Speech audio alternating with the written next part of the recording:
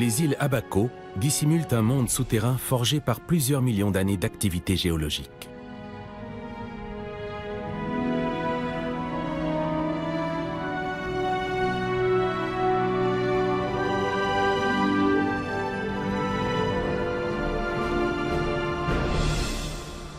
À la base de toutes les îles bahamiennes, il y a le calcaire formé par l'accumulation de sable et de corail dans une mer chaude et peu profonde. C'est de là que vient le nom espagnol Bajamar, sous la mer, qui fut ensuite déformé par les Anglais. Ce banc de calcaire tendre et poreux, qui s'enfonce désormais sur plus de 4 km, s'est avéré vulnérable.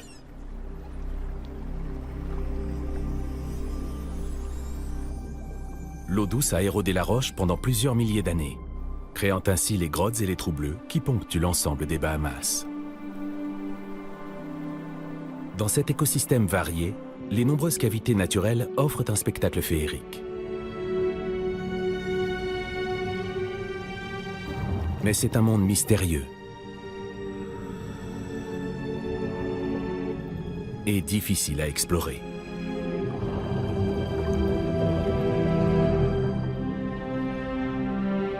On y trouve une multitude d'espèces.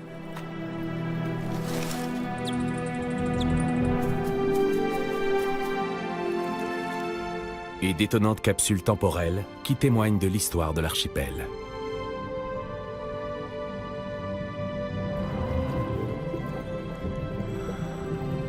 Chaque plongée porte la promesse de nouvelles découvertes susceptibles de nous renseigner sur le passé récent et même de lever le voile sur les origines de la vie sur Terre. Ce royaume sous-marin divulgue peu à peu ses secrets.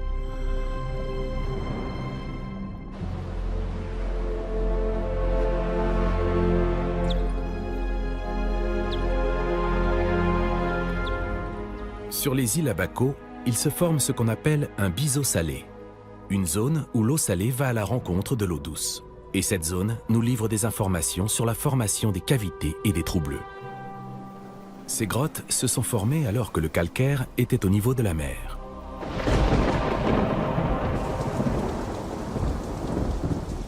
Pendant des milliers d'années, l'eau de pluie a absorbé le gaz carbonique à mesure qu'elle tombait et s'infiltrait dans le sol. Elle s'est acidifiée, en particulier au contact de l'eau salée. Elle a alors érodé la roche et au fil des millénaires, ce mélange d'eau douce et de sel a creusé peu à peu un vaste réseau de grottes, de cavités et de galeries. L'eau qui filtre à travers la roche continue à absorber du carbonate de calcium et s'écoule goutte à goutte à l'intérieur.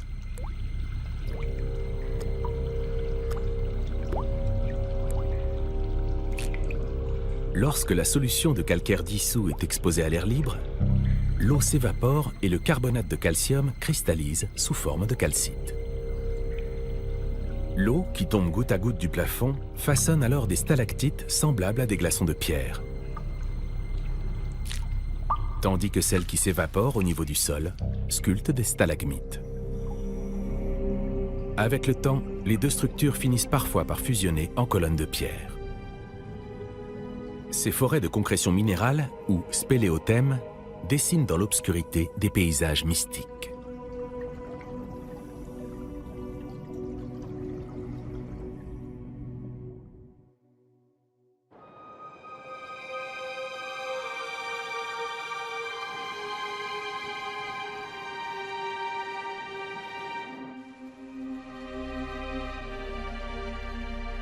Ralph's Cave est l'un des plus célèbres de ces réseaux souterrains. C'est la 3e grotte sous-marine la plus longue des Bahamas. À ce jour, son labyrinthe de galeries a été exploré sur près de 3000 mètres par des plongeurs expérimentés.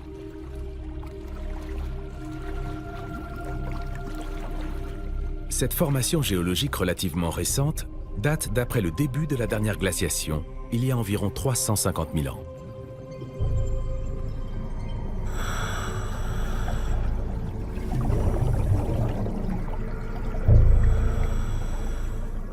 Les cristaux de calcite, qui sont constitués exclusivement de calcaire, sont blancs ou translucides.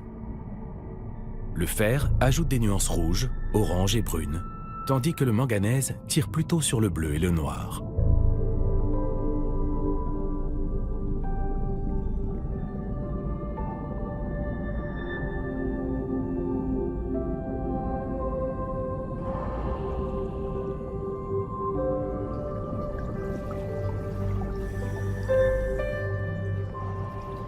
Cette coloration pourpre est due à la présence de poussière rouge du Sahara dans la matrice de calcite.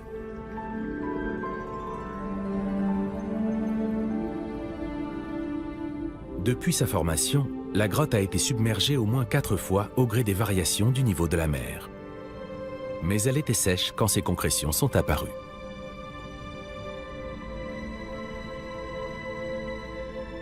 On surnomme cet endroit le bassin aux tulipes, en référence à la forme unique des cristaux qu'il contient.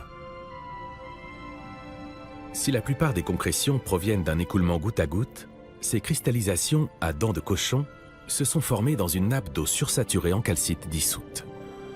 Cela rappelle l'expérience qu'on propose aux enfants et qui consiste à faire pousser des cristaux sur une ficelle.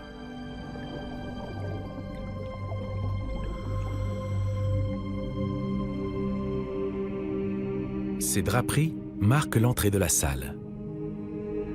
Elles sont tellement translucides qu'elles laissent deviner les formes et les mouvements, comme les vitraux dans les églises.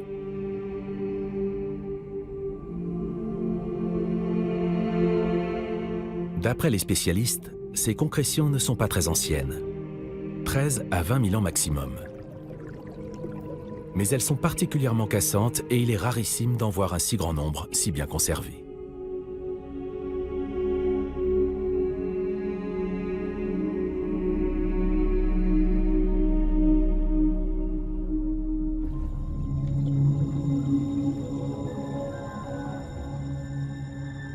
Surnommée la verrerie, cette salle contient plusieurs milliers de fistuleuses de cristal entremêlées, des concrétions en forme de paille. Au départ, les fistuleuses étaient creuses, et même si certaines se sont ensuite comblées pour devenir des stalactites, elles restent parmi les formations les plus fragiles de la grotte.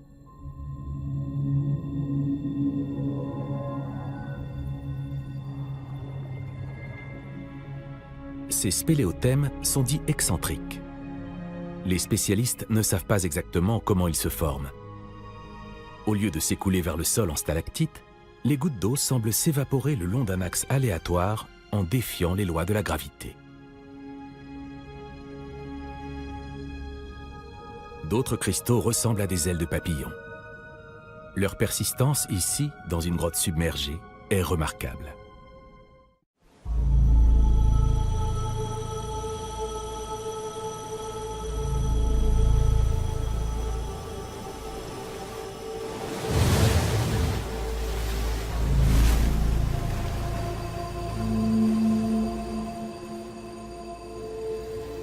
Les îles et les îlots des Bahamas sont posés sur 2 gigantesques bancs de calcaire constitués de sédiments marins anciens, comme le sable et le corail.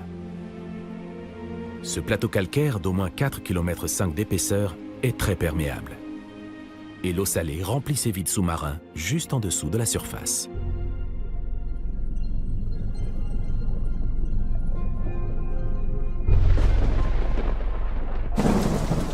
Pendant des milliers d'années, l'eau de pluie a absorbé le gaz carbonique à mesure qu'elle tombait et s'infiltrait dans le sol.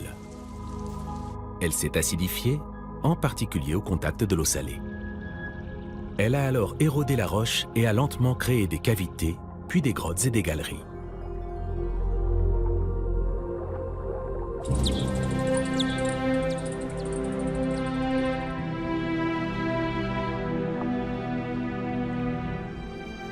L'interaction entre l'eau douce et la roche s'est ensuite poursuivie.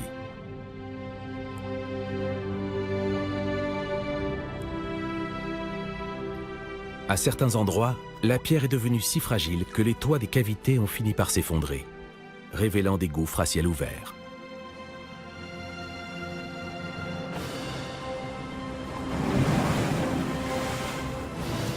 Lorsque le niveau de la mer est remonté, ces gouffres se sont remplis d'eau, formant ainsi les célèbres trous bleus. Aux Bahamas, c'est arrivé si souvent que l'archipel affiche la plus forte concentration de ces grottes sous-marines au monde.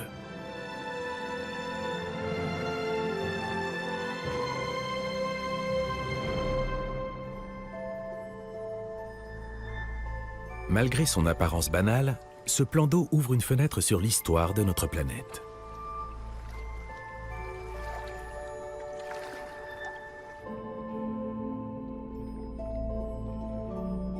Les trous bleus abritent encore une multitude d'espèces, mais ils nous fournissent aussi des informations sur notre passé lointain. Cet abîme de 34 mètres de profondeur est apparu lorsque le toit d'une cavité souterraine s'est effondré de plusieurs étages, ouvrant ainsi un gouffre en forme de cloche.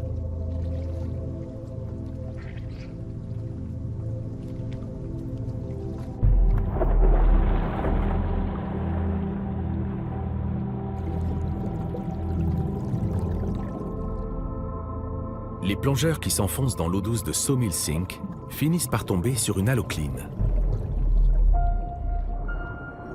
L'halocline est une couche qui se forme là où l'eau douce rencontre l'eau salée. La différence de densité retient les feuilles et autres végétaux.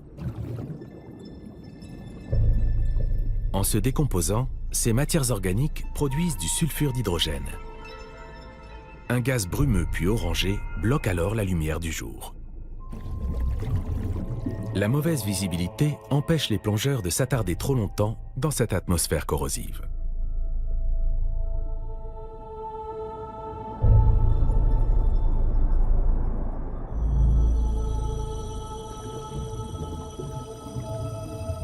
Sous l'halocline, l'eau est transparente mais très peu oxygénée.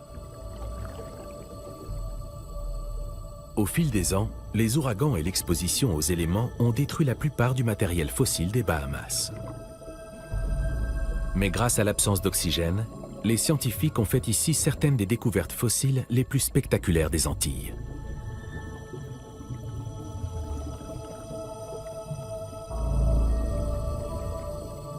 Ils ont en particulier trouvé le perchoir d'un hibou qui date de l'époque où la grotte était sèche.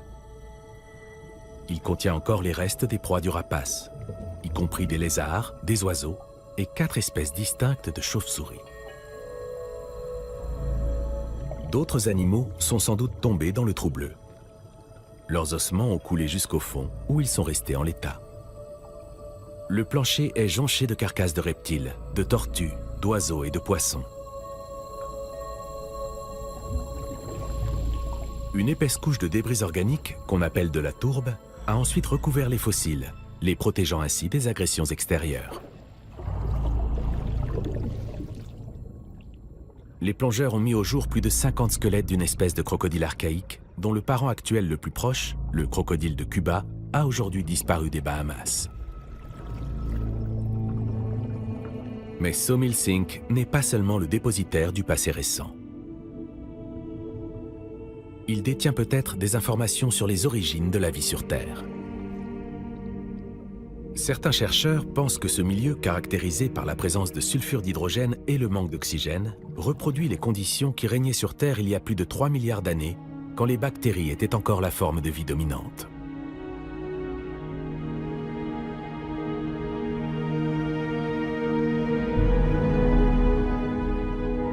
Les prélèvements bactériens réalisés à Sawmill Sink et dans 4 autres trous bleus ne révèlent aucune espèce commune.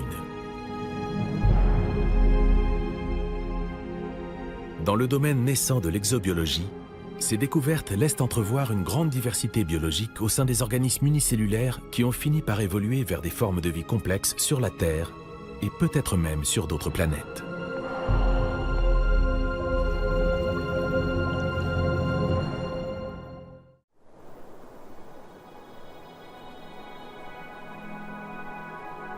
Tout au long de ce processus, qui a pris plusieurs milliers d'années, les grottes sèches des Bahamas ont continué à abriter de nombreuses espèces.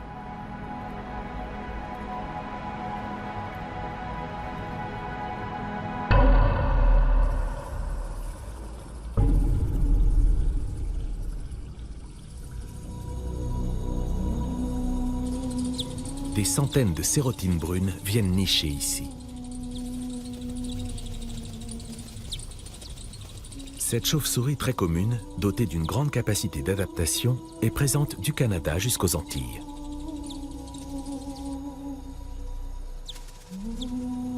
L'obscurité de la grotte garantit une certaine fraîcheur à ces créatures nocturnes qui ont besoin de se protéger du soleil et de la chaleur du monde extérieur.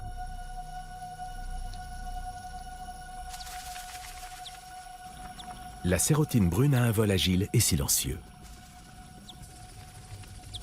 Des mouvements presque imperceptibles lui permettent d'attraper sa principale source de nourriture, des insectes.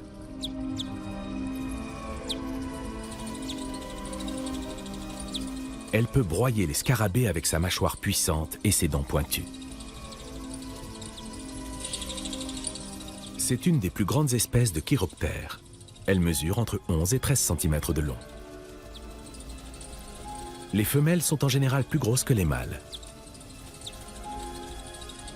Cette grotte abrite une colonie maternelle.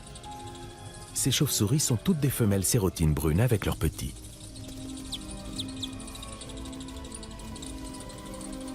La nuit, les mères abandonnent les jeunes pour aller chasser.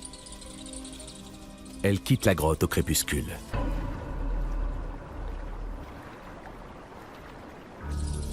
Au retour, elles reconnaissent leur progéniture à l'odeur.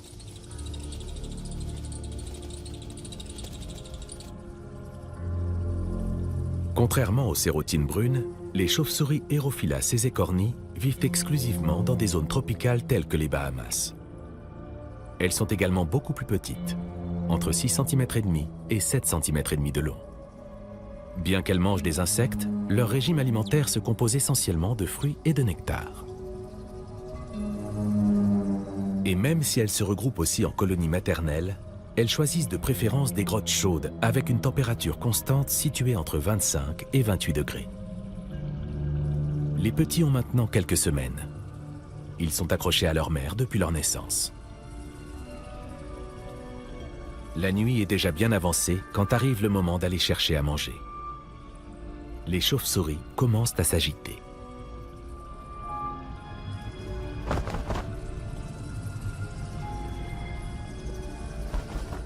Tant qu'ils ne sont pas trop lourds, les femelles emportent les jeunes avec elles lorsqu'elles quittent la grotte.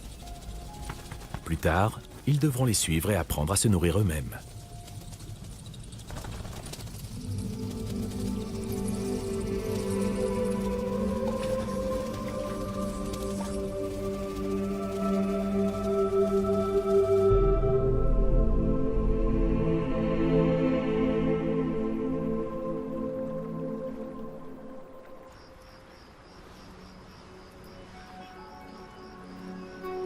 Il n'y a pas que des chauves-souris dans les grottes.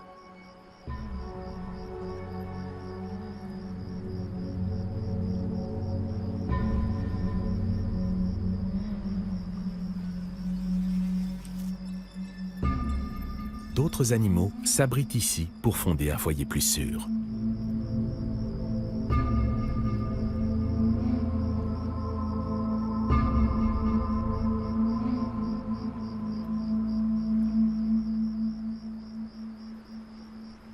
Mais ce Bernard l'ermite, qui porte sa maison sur son dos, a une toute autre motivation. Il parcourt quotidiennement le long chemin jusqu'au fond de la grotte.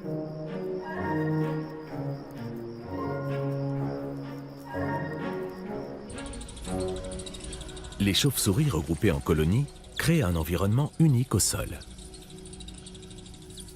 Leur appareil digestif spécialisé leur permet de digérer très rapidement la nourriture. Les déchets qu'elles éliminent forment ensuite un guano particulièrement riche en minéraux et en protéines. Les Bernard l'ermite viennent pour ça. Pour manger. Et c'est un festin presque inépuisable.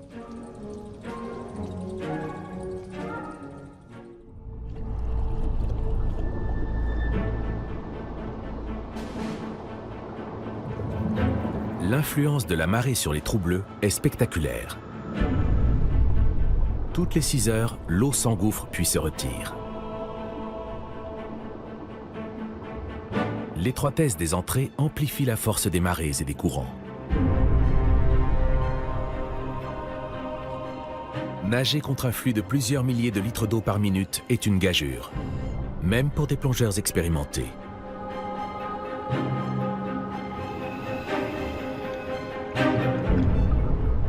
Il faut soigneusement calculer le début de la plongée pour ne pas avoir à lutter contre la marée montante au moment de ressortir de la grotte.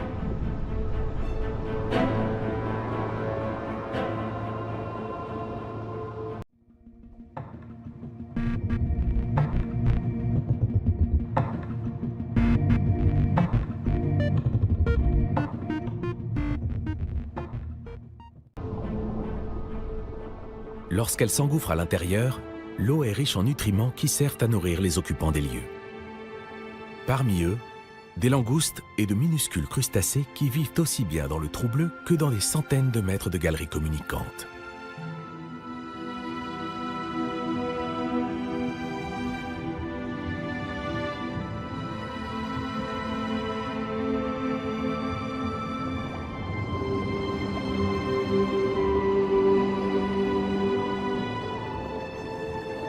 Puis, le reflux remporte les déchets avec lui.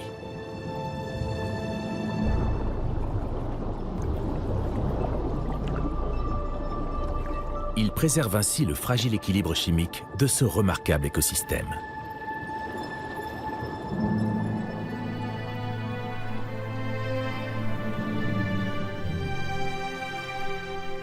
Même à plusieurs kilomètres de l'océan, les trous bleus terrestres sont eux aussi affectés par la marée. Chaque jour, à Magical Blue Hole, le niveau d'eau monte et descend de 60 à 90 cm. Avec 104 mètres de profondeur, Magical Blue Hole est la plus profonde des grottes submergées des îles Abaco.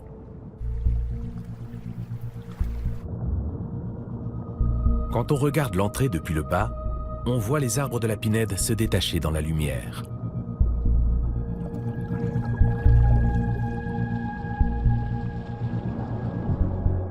Ici, l'halocline, zone de jonction entre l'eau douce et l'eau salée, se situe entre 9,50 m et 27 mètres de profondeur. Sous la brume, les plongeurs semblent flotter en apesanteur. Des galeries obscures communiquent avec le puits, mais les risques d'effondrement liés à l'activité de l'halocline en interdisent l'accès. La roche environnante est poreuse et instable.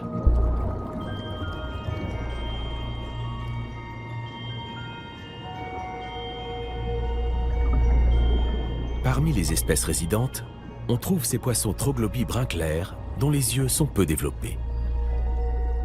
Ils se sont adaptés à l'absence de lumière et d'oxygène depuis plusieurs milliers d'années et semblent tolérer une certaine fluctuation de la salinité de l'eau.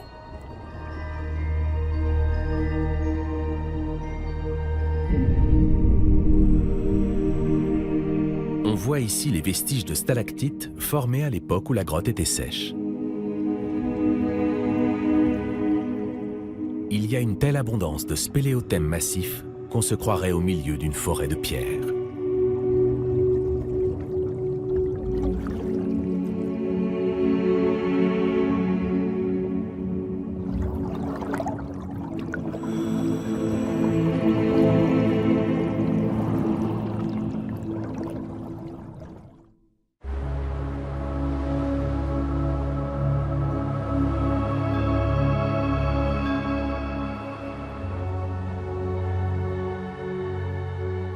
Aux Bahamas, le sol est plutôt pauvre. Mais à proximité des trous bleus, l'apport d'eau douce permet à la végétation de prospérer. Sur les îles Abaco, ils sont entourés de pins des Caraïbes.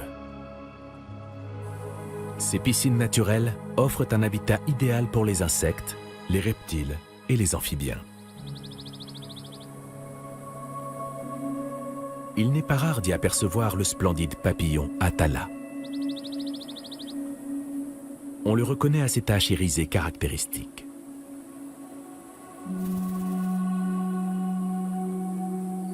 Si délicat qu'il puisse paraître, il possède un puissant mécanisme de défense. Sa larve ingère une toxine végétale appelée la cycasine et dont le goût déplaît aux autres animaux.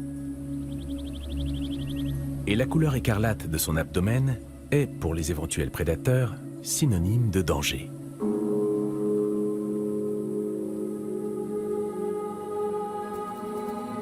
Son vol est irrégulier et il s'éloigne rarement du sol.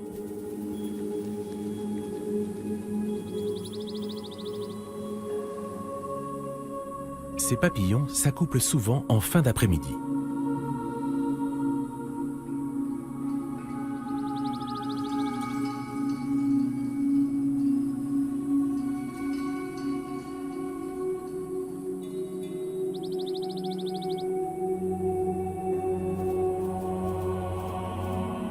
La femelle dépose ensuite les œufs fécondés sur des feuilles où ils écloront 4 à 5 jours plus tard. Le papillon Atala est une créature éphémère. Son espérance de vie n'est que de quelques jours.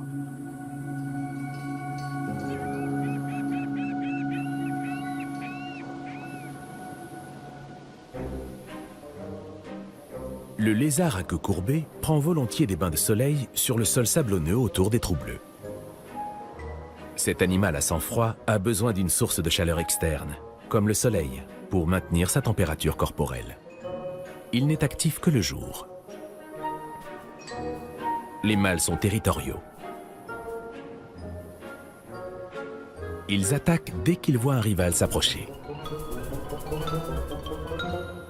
Comme beaucoup de reptiles, le lézard à queue courbée est couvert d'écailles carénées, c'est-à-dire qui présentent en leur milieu une arête longitudinale. Moins réfléchissante que les écailles lisses, elle l'aide sans doute à mieux se camoufler. Il est omnivore et très éclectique. Il se régale aussi bien d'insectes que de fleurs, de fruits et même de petits crustacés. C'est aussi un grimpeur émérite.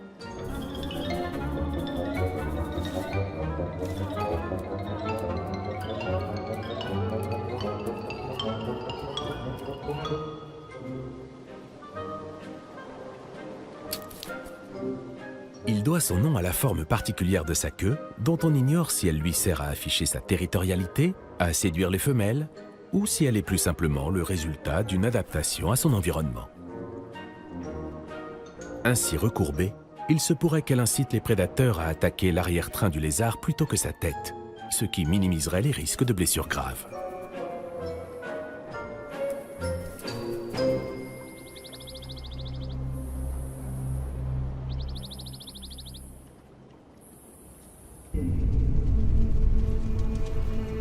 Tous les 2 ou 3 ans, des incendies ravagent les sous-bois et les forêts de pins des îles Abaco.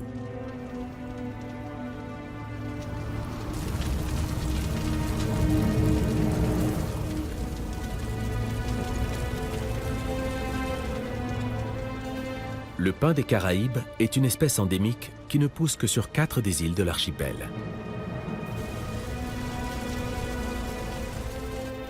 Si le feu se propage rapidement, il épargne généralement les arbres plus âgés.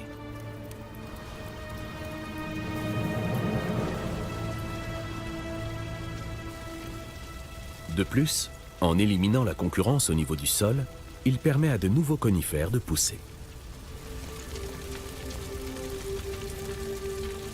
Ces incendies jouent un rôle essentiel dans l'écosystème forestier, et les autorités locales ont recours à un programme de brûlis contrôlés pour débroussailler le sous-bois et laisser une chance aux jeunes plants.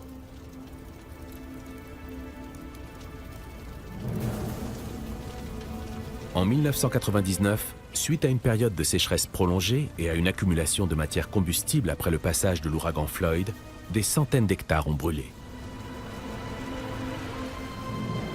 La technique des brûlis permet de réduire les risques de telles catastrophes.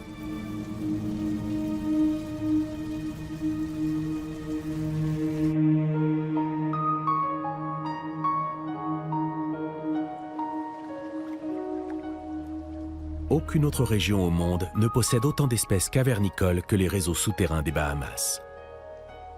Lost Rill Blue Hole abrite une grande partie de ces anomalies biologiques. Ces créatures se sont parfaitement adaptées au milieu hostile créé par la présence de sulfure d'hydrogène sous la locline. Un milieu obscur et extrêmement pauvre en oxygène.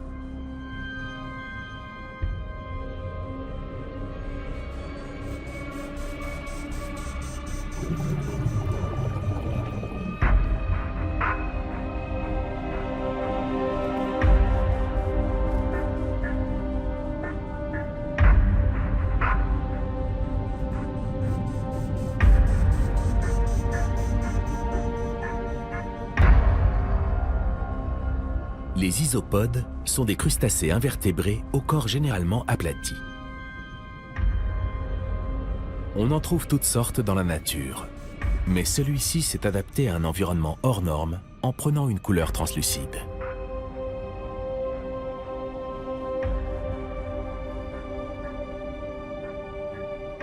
Les minuscules isopodes qui vivent ici sont omnivores. Ils mangent tous les débris végétaux et animaux qu'ils rencontrent. La crevette est un crustacé plus familier. Voici Typhlatia, une crevette cavernicole presque incolore. Ces crevettes sont dotées d'appendices qui font office de récepteurs chimiques et de capteurs de mouvement. Malgré l'obscurité, cela leur permet de détecter à la fois des sources de nourriture et d'éventuels partenaires. Elles peuvent filtrer les plus petits micro-organismes présents dans l'eau et exploiter ainsi le moindre élément nutritif disponible.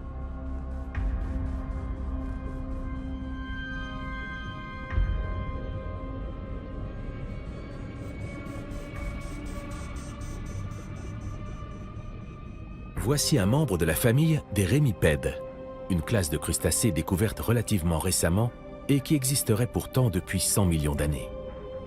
Presque tous les rémipèdes vivent dans des trous bleus contenant à la fois de l'eau douce et de l'eau de mer. Dans cet environnement pauvre en nutriments, ils chassent les crevettes grâce à leurs crochets creux. Leur mode de reproduction est encore mal connu. On sait simplement qu'ils sont tous hermaphrodites. Pour les scientifiques, la fécondation est sans doute externe car leur agitation permanente semble rendre toute reproduction sexuelle impossible.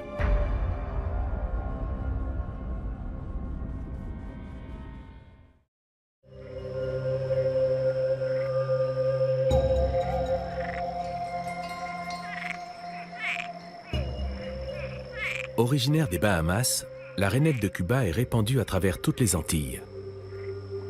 Exceptionnellement grande, elle peut faire jusqu'à 15 cm de long. Cet amphibien émerge en général à la nuit tombée pour se nourrir et se reproduire. Les femelles les plus grosses peuvent produire jusqu'à 15 000 œufs en une seule saison.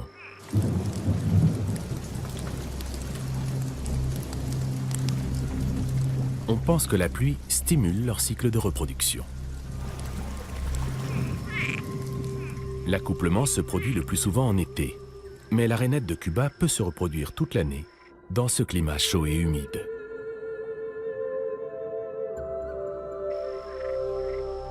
Les têtards passent à la forme adulte en quelques semaines.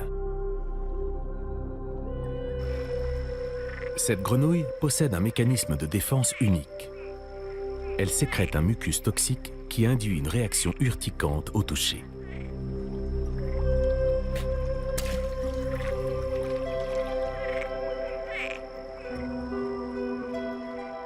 Ses pattes avant ne sont pas palmées, et les ventouses à l'extrémité de ses orteils sont plus grosses que chez les autres grenouilles arboricoles. Ces deux caractéristiques l'aident à se déplacer avec aisance sur la roche et dans les arbres. C'est une excellente grimpeuse. La rainette de Cuba vit dans des poches d'eau douce à la surface des trous bleus terrestres. Comme ici, à l'entrée presque invisible de Dan's Cave.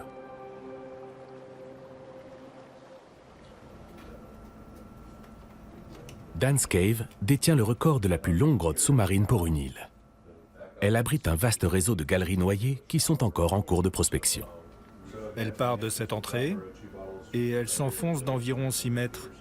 Plongeurs de renommée mondiale, Brian Kakouk et Christina Zenato se préparent à explorer cette grotte incroyablement cristalline. Je pense que c'est la première fois qu'une occasion comme ça se présente. Tu te sens prêt ?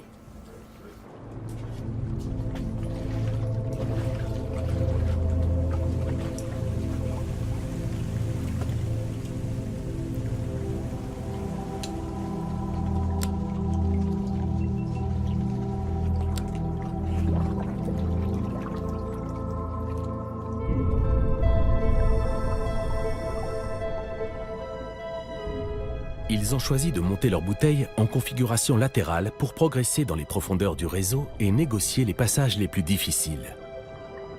La configuration habituelle serait trop volumineuse.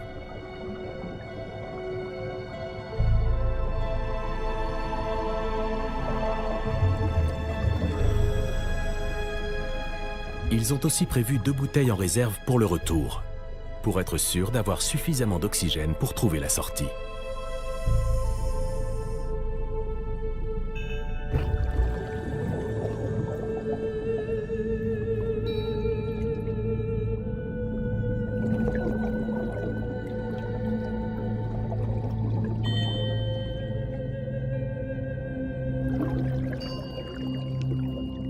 Ces magnifiques concrétions cristallisées sont extrêmement fragiles. Un coup de palme mal placé pourrait causer des dégâts irréparables. Au-delà de son incroyable beauté, Dan's Cave contient une grande diversité d'espèces cavernicoles, dont beaucoup n'ont été découvertes que très récemment.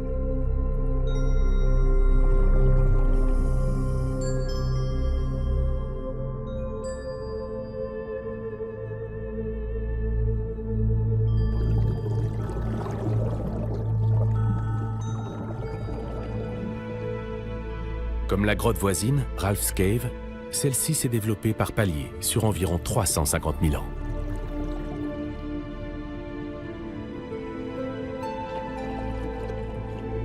Ce tourbillon rougeâtre est un témoin du passé. Une analyse a permis d'établir qu'il s'agissait de poussière du Sahara, transportée jusqu'ici et déposée dans la grotte lors des tempêtes de sable qui ont émaillé l'histoire de notre planète.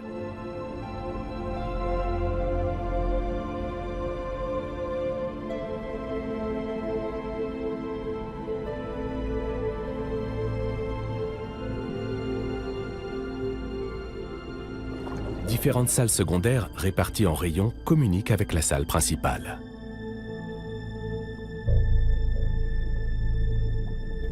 Franchir ce boyau est un exercice délicat, même pour des plongeurs expérimentés.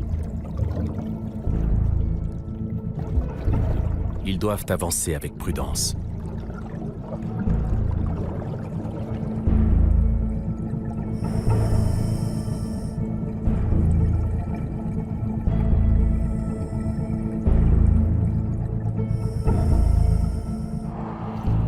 On appelle cette sorte de tunnel étroit une étroiture.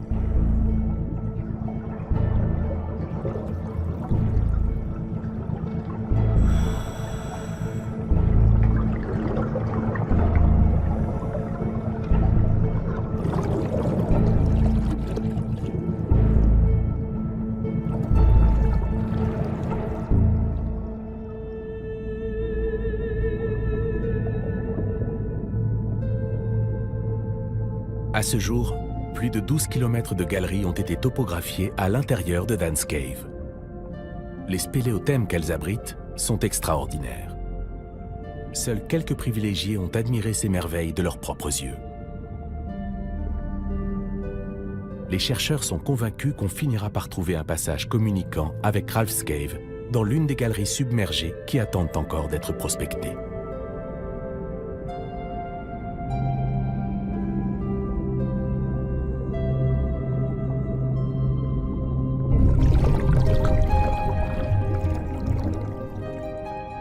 La salle des cascades est une galerie immense, remplie de gigantesques piliers minéraux. Née de la rencontre entre les stalactites descendant du plafond et les stalagmites montant du sol, ils ont mis des milliers d'années à se former. On mesure leur croissance aux couches successives qui se sont superposées au fil des périodes. Les scientifiques ont même prélevé des échantillons pour étudier les données climatiques et atmosphériques sur plusieurs millénaires.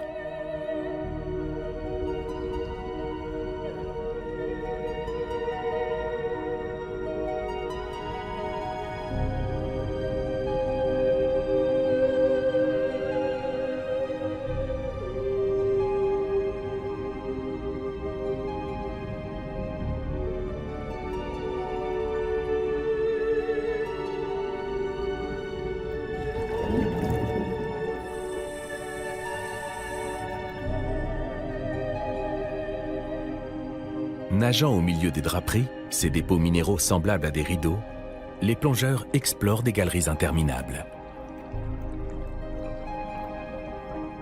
Située à une profondeur d'environ 23 mètres, la salle la plus richement ornée est très imposante. Elle fait entre 4,50 m et 6 mètres de haut.